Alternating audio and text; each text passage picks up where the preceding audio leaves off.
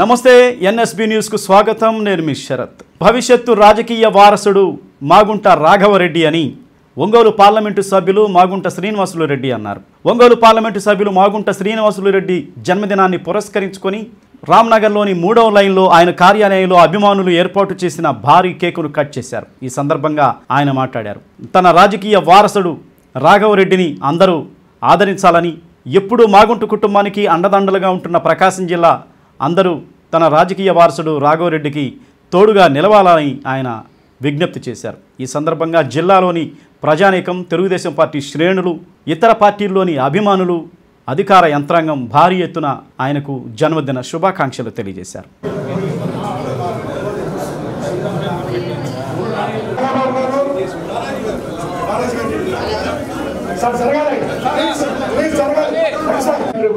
వాళ్ళందరికీ కూడా మాగుంట కుటుంబం తరఫున హృదయపూర్వక నమస్కారాలు తెలుపుకుంటూ దాదాపు 35 సంవత్సరాలుగా మాగుంట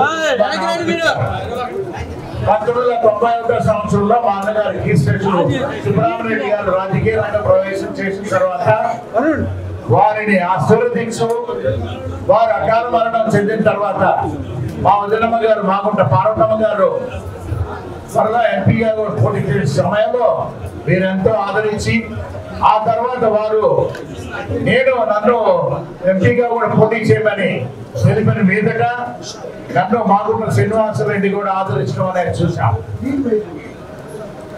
ఎంతో ప్రేమతో ఒక అటాచ్మెంట్ అనేది మాగుంట కుటుంబానికి ప్రకాశం జిల్లాలో ఉన్న నాయకులకు ప్రజలందరితో కూడా మమేకం ఏర్పడిపోయింది. ఇది ఒక పెద్ద కుటుంబం అనేది ఎప్పుడు అనుకుంటున్నాం. ఇన్ని సంవత్సరాలు ఆ విధంగా ఆదరించిన మిమ్మల్ని రాబోయే రోజుల్లో నేను మొన్ననే రిటైర్ కావాలనుకున్నాను.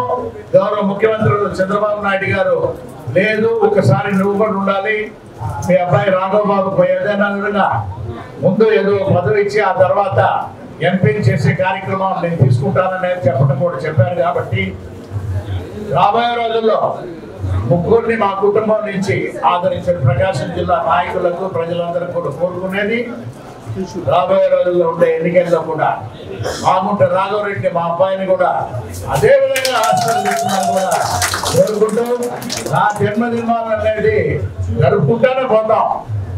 ఎంత వయసు అనేది భగవంతుడు ఇచ్చినంత కాలం, కానీ యాక్టివ్గా ఉంటామా లేకపోతే ఇన్యాక్టివ్గా ఉంటామా అనేది అది ఒక మళ్ళీ భగవంతుడు ఒకటే నిర్ణయం చేయాలి. అయినా మీరు చూపించే ఆదరణతో కూడా రాఘవరెడ్డి గారు ఈ ప్రాంతాల్లో కూడా నాయకుడిగా ఉన్నప్పుడు మేము కూడా ఉండి సేవ చేసుకునే దానికి ఒక అవకాశాన్ని కూడా కల్పించవలసిన ప్రకాశం జిల్లా నాయకులకు ప్రజలకు కూడా కోరుకుంటూ సెలవు తీసుకుంటున్నాను. జై హింద్.